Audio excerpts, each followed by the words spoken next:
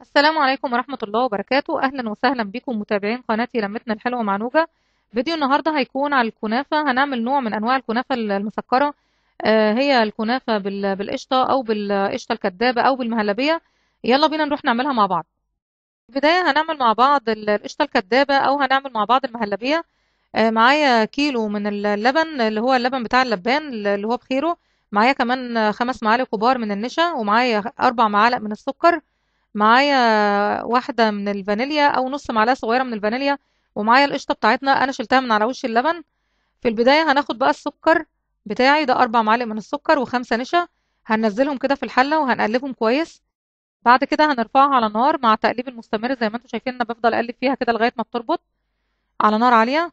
أول ما تبتدي تربط معانا كده يعني النشا بدأ يربط شوية، فبننزل بقى بالفانيليا. وبرضو بنرجع نقلب تاني تقليب مستمر. وبعدين بنجيب بقى القشطة بتاعتنا اللي احنا شلناها من على وش اللبن. هننزل بيها بقى بعد ما خلاص يعني المكونات بتاعتنا كلها ربطت خلاص. هنقلبها كويس لغاية ما تندمج المكونات كلها مع بعض كويس.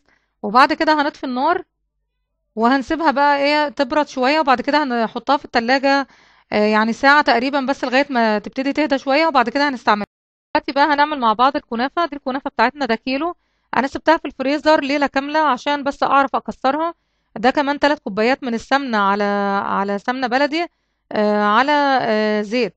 حطيت 2.5 كوبايات من السمنة وحطيت عليهم نص كوباية من الزيت. يعني على نص الكيلو تستخدمي كوباية ونص.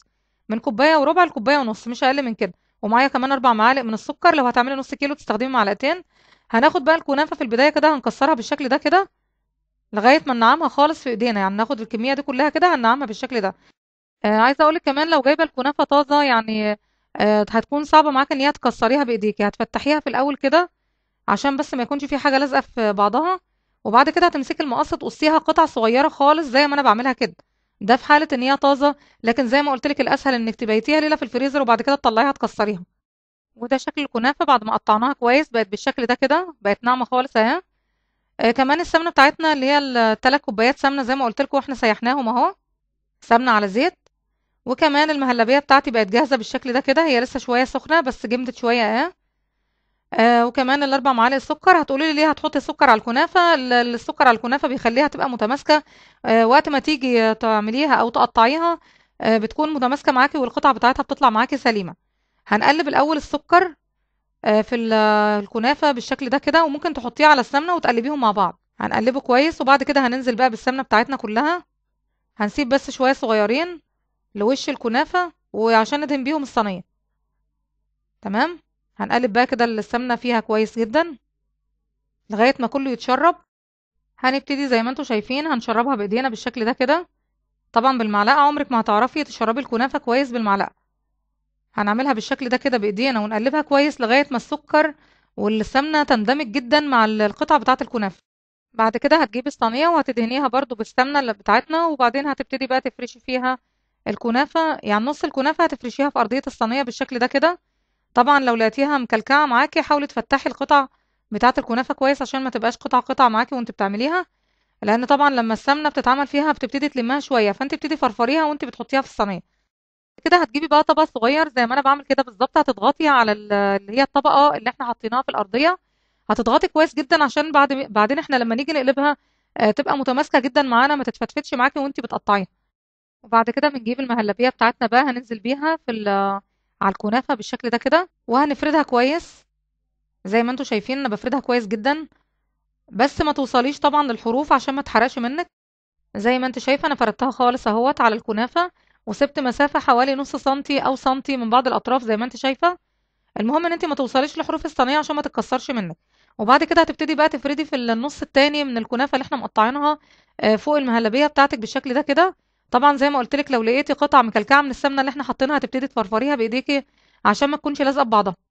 زي ما انت شايفه انا خلاص فرشت الطبقه اللي هي اللي فوق كلها بالشكل ده كده.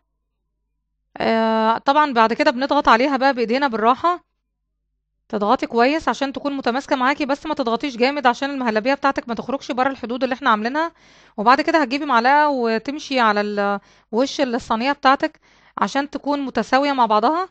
بالشكل ده كده هنبتدي بقى دلوقتي ندخلها فرن على 200 درجة مئوية لغاية ما تحمر، وبعدين هنطلعها من الفرن. هنكون مجهزين السيرب بتاعنا هنسقيها بيه.